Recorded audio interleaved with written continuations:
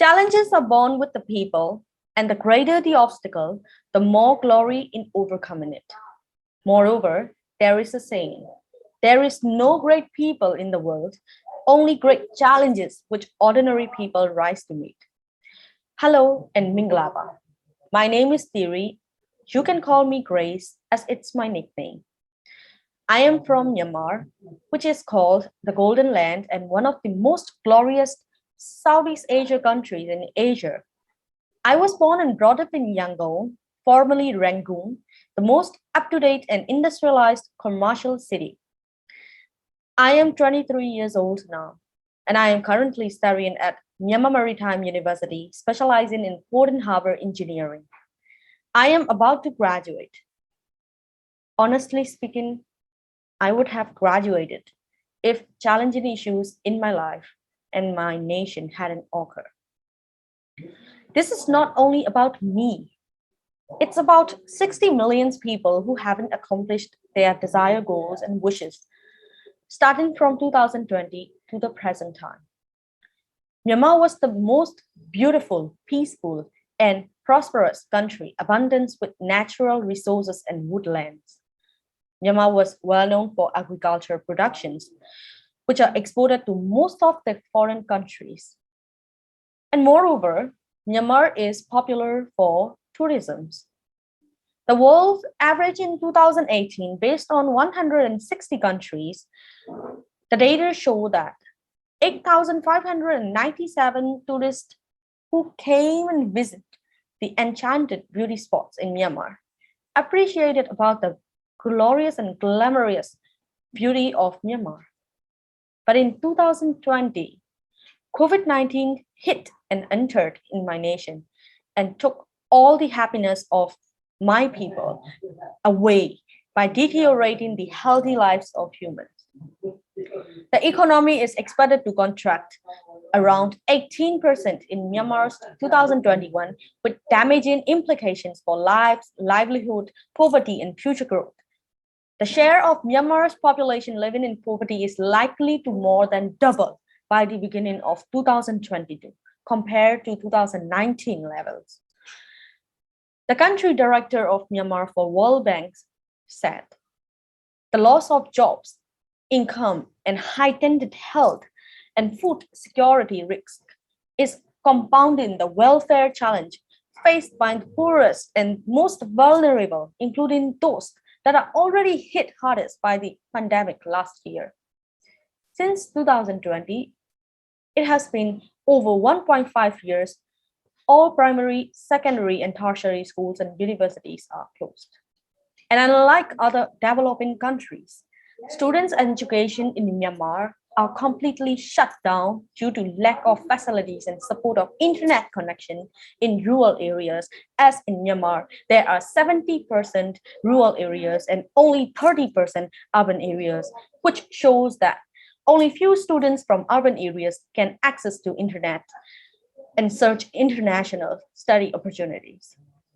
That's why from 2020 to 2021, youth literacy rate is 0% increase. Moreover, in labor force, the unemployment rate was 1.79% in 2020. But now it turns to 3.5%. A total of 3,260 people died in the first and second waves. But in third wave 2021, there are 3,33,838 COVID virus cases and counting. And the death cases increased, and now it become 11,262 deaths in Myanmar. Myanmar tourism now drops 75% and more during COVID-19 pandemic.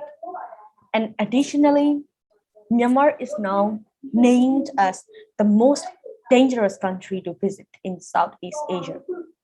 Why?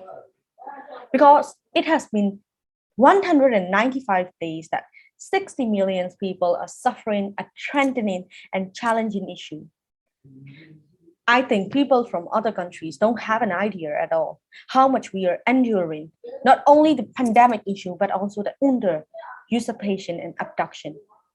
There are over 3,300 people who are detained since Myanmar military seized power on February 1.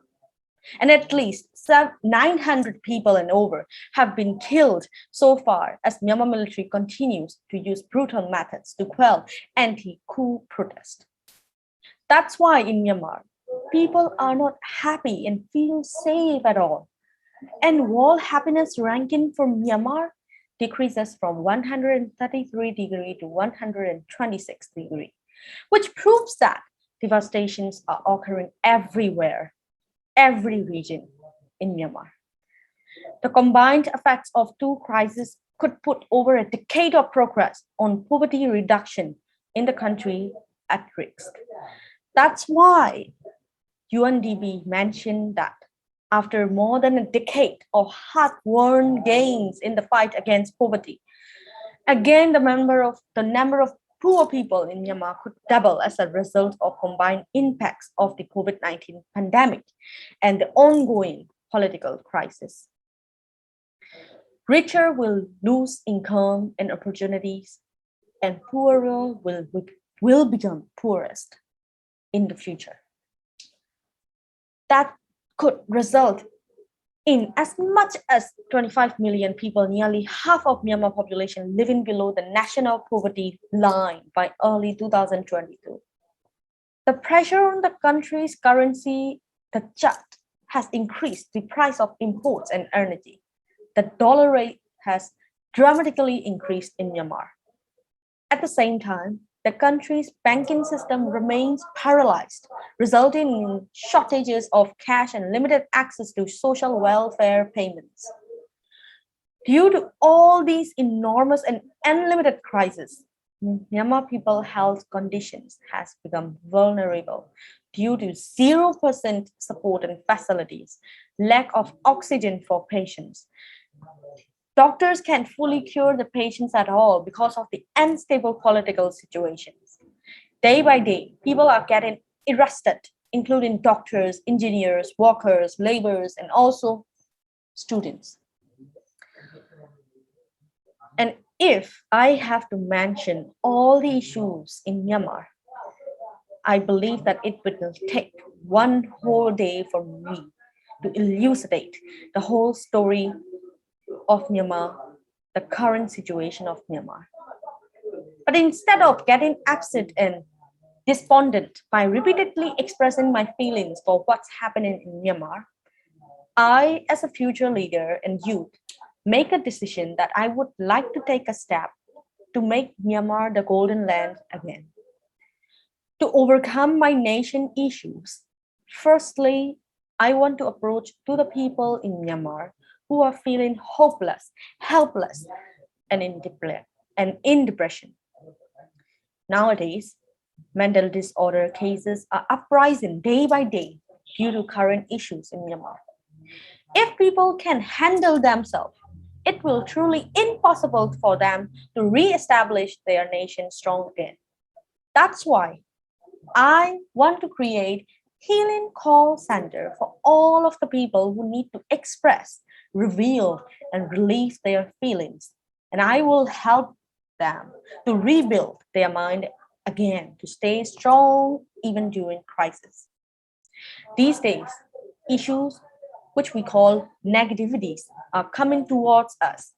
And this negativity can be defeated only by positivity. That's why I will give positivity vaccination to all of my Myanmar people. Then people can stand up again without relinquishing in their lives. And issues that I mentioned above, which are concerned with poverty, health, jobs, and education, can be solved with energetic human forces. Our fight is not only with the deterioration, but also with the usurpation, which can only be diminished by people from Myanmar who are mentally and physically strong.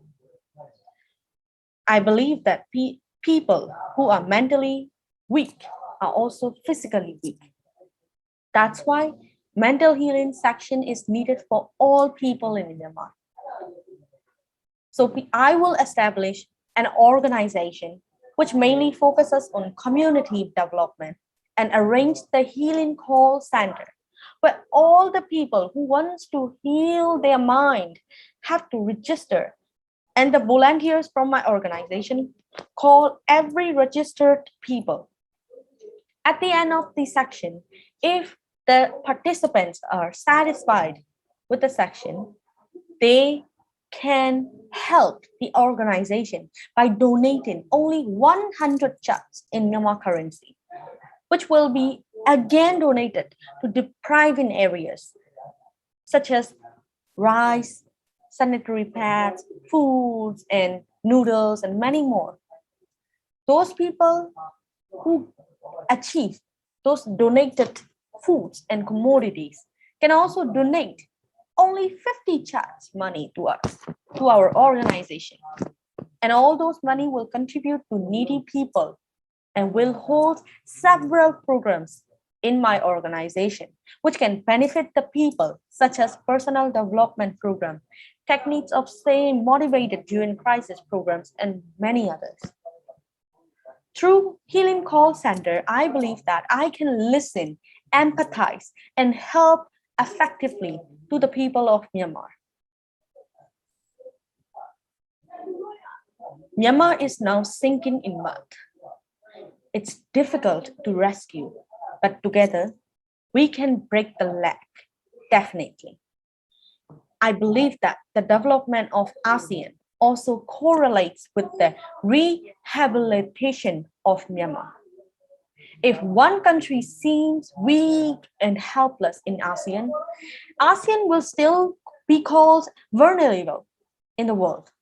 So together, we have to think all of ASEAN countries, our neighboring countries' issues and solve with 1,000 people and youth forces. So to all solve these problems and issues together, I believe that I should be chosen as ASEAN Youth Organization Ambassador because I am the initiator and the leader and also the follower who firstly think that I can solve this and do this confidently by collaborating with my ASEAN fellow friends in ASEAN Youth Organization. Sustainable Development Goals 2030 stated that 17 targets should be solved in 2030. Among them, I believe that if I am selected for ASEAN Youth Organization Ambassador, I can definitely make my country and ASEAN healthy and wealthy again by solving Sustainable Development Goals 1, 2, 3, and 4, which are the crucial and most paramount issues both in ASEAN and Myanmar.